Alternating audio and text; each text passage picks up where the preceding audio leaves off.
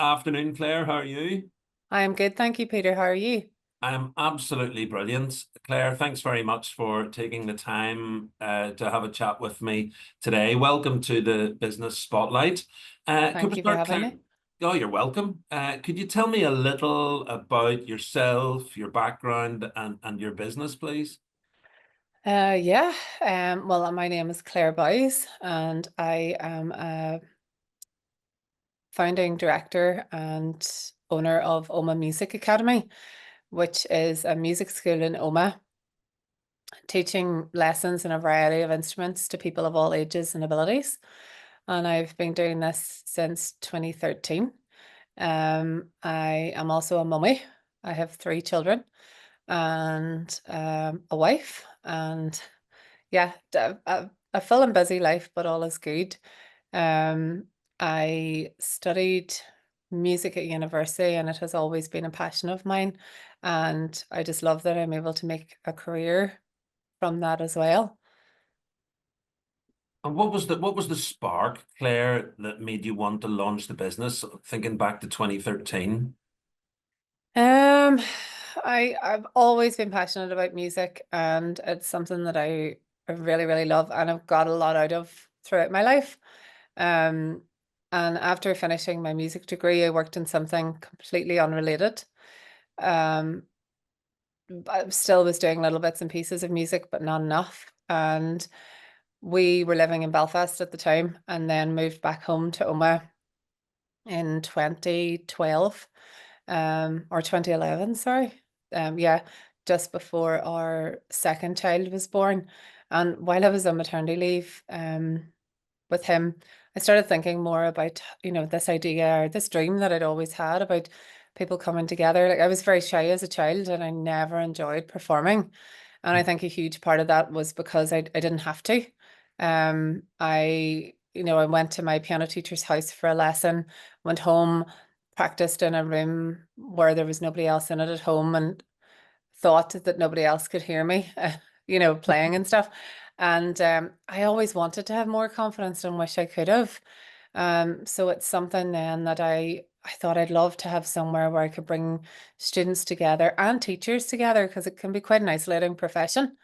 Um, so that teachers could feel like they were part of a larger community, and also for students, they could come together, learn together, collaborate, and feel like part of something bigger. And our ethos is encouraging confidence and creativity, and that's what we strive to do. And what about your target market? Who do you like working with best? We love working with anybody, to be honest. Our target market primarily is children of school age.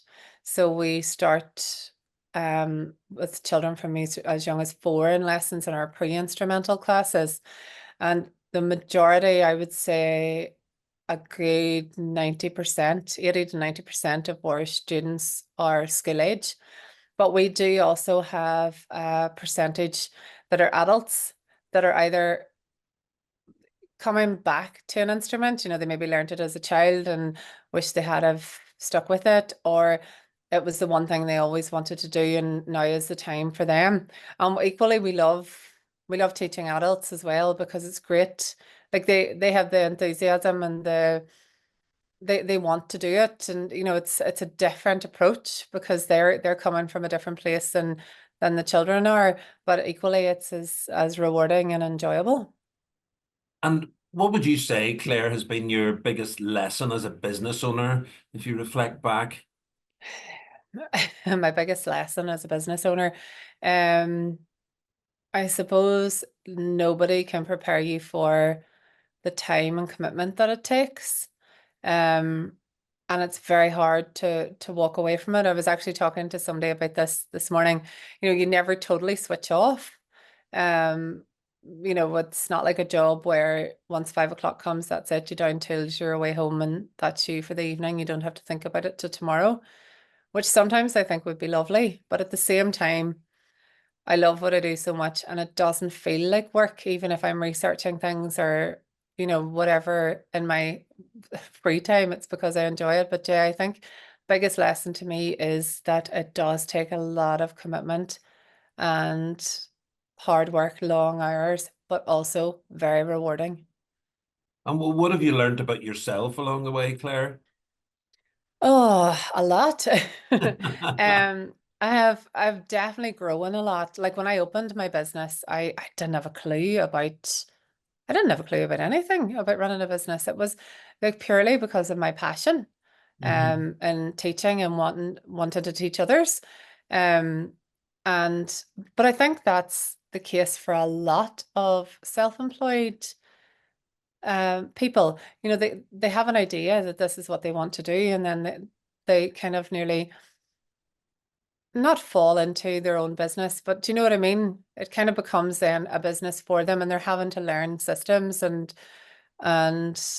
how to do things and learn about accounts and keeping accounts and record keeping and GDPR and all those systems and things that you need. Um, so that has, that I have learned a lot of that.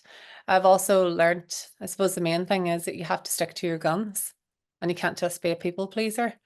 Um, stick to what you believe in. And I definitely think I've become a lot more confident as a person. Um, like if you had asked me to do this even 5 years ago, I might have been like, sure, what do you want to talk to me for? Like, I don't really know how to run a business. I'm just kind of winging it. But that's yeah, you do, and you have to give that time. And especially within a business like mine where it's very operational. Like I teach, but I also have to run the business. Um, so I've had to learn that I can't be everything, if that makes sense as well. You have to prioritize and take charge and make the decisions and those kind of things. So I suppose in that way I've learned a lot about myself, but equally I've also learned how to protect my boundaries and my time and know that there's more to life than just working and that you need that balance to actually be more successful. Taking the time out and doing things for you and giving yourself that headspace to then come back at it with a fresh head, if that makes sense. Oh, absolutely. It's there's some great shares in there. Particularly like how you describe it, but like working in the business and working on the business. Yeah, And yeah, it's the single biggest reason that yeah, businesses fail is from people just working in the business. that's So it. it's a great share. And I think as well, when you start in business, your main focus is, I need to bring in money. We're not doing well unless we're bringing in money. And the easiest way to bring in money is for me to be operational and do all the teaching and not, so then I'm just having to pay myself, not pay others as such. But, this year I have really had to step back from teaching because I just can't do both. Yeah, absolutely, and Yeah, it's a great for anyone listening. It's a great lesson, and certainly something that every business owner should consider how much yeah, time they spend on in versus on the business. What, yes. what about what you talked about your passion for music and your business? What is it that really gets you out of bed in the morning, Claire, and drives your passion for your business? Um, Well, I suppose it all comes down to the fact that I was so shy and quiet and didn't enjoy performing. But equally, music has played a massive part in my life, even in terms of the sort of the escapism almost that you can get from music. I lost my sight when I was 15 and had a lot to kind of deal with at that time. And honestly, I was talking to somebody about this earlier about how music, you just lose yourself in it. So for me, it's also while the teaching and that is important, that escapism and the comfort that can come from music as well is so important. And I just love being able to share all that with my students. And I love it when I'm explaining things to them, helping them understand, they're grasping the concepts and they're learning it and they have a real understanding. I love that end of it. And love being able to do that, but equally love having a business that is successful and doing well and growing. And if you mentioned escapism there, so if you could escape to a desert island and choose something to listen to, anything at all, podcast, music, you name it, what would you choose? Oh, it's so hard to know. Well, definitely your podcast will be up there, Peter. That's one of Very the things. good. Right answer. But really. Um, in terms of music, like it's really funny. I've artists that I really, really like I love Josh Ritter and U2 and things like that. But what I listen to on a day can really depend on the mood I'm in.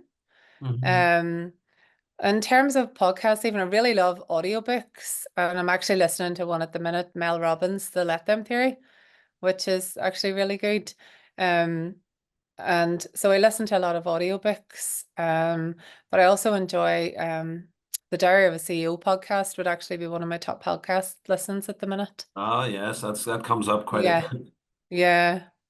Really interesting guests. Yes. Yeah, and they're really interesting. Things that wouldn't necessarily interest me, I find myself listening to and get a lot out of them. Very good. And what's the biggest challenge that you're currently facing in your business, Claire? The biggest challenge. Um, I suppose the keeping, well, I suppose haven't we've grown quite a bit in the last year, and it's now we're working on getting the sort of really good systems in place. Um, and sort of reevaluating how we do things to try and improve and make things more streamlined. Um, the challenge always is cost and pricing and overheads and for me, especially with music, and because I'm so passionate about it and I know it's so beneficial to everyone, particularly young people, I don't want to make it more expensive. But as business owners, we're, overheads and things like that, particularly when we have a premises or something that we have to deal with regularly. So I suppose that would be one of the main things is the financial side, how I can keep lessons affordable while still having a viable business. Sure. And if you could go back in time, Claire, and give some advice to your 18-year-old self, what would that sound like? I could say don't ever open a business, but that's not true. Um, oh, that's a tricky one to my 18-year-old self. Just do it, I think would be the main thing. I suppose like I always loved music and always had this dream, but it took me to 2013 to actually make it a reality. And that's because you're constantly in your head, you're going, am I wise? Is this the right thing to do? I left a full-time job, handed in my notice, like I was getting Uh-huh. a salary and, so to walk away from that was hard, but I'm so glad that I did. And, so I suppose that of just believing in yourself and just doing it, no regrets, would be the main advice I would give 18-year-old me. Fantastic. And instead of looking back, let's look forward. So let's go forward 5 years. What does the Omagh Music Academy look like then? Oh, who knows? Hopefully much bigger and better and potentially in more venues or areas across Northern Ireland or even further afield. I'm also doing a PhD at the minute exploring memorisation of music for children with vision impairment. Mhm. So I'm hoping in the next 5 years that work will all be completed or that research will be completed and hopefully I'll be able to do something more with that. So who knows what the next 5 years will bring, but I'm excited to find out. Brilliant. And if somebody likes what they've heard and would like to reach out and get in touch, Claire, with you or the business, what's the best way for them to go about that? So you can follow us at Omagh Music Academy on Facebook or Instagram, or you can connect with me on LinkedIn. I'm just under Claire Bows, and that's ClaireBowes. Brilliant. Well, Claire Bowes from Omagh Music Academy, thanks very much for taking the time to chat with me today and share your story. It's I mean, a brilliant story, great, some awesome shares there. So thanks very much, and I wish you all the success for the rest of this year, 5 years and beyond. Claire, thanks very much indeed. You're very welcome, Peter. Thank you so much.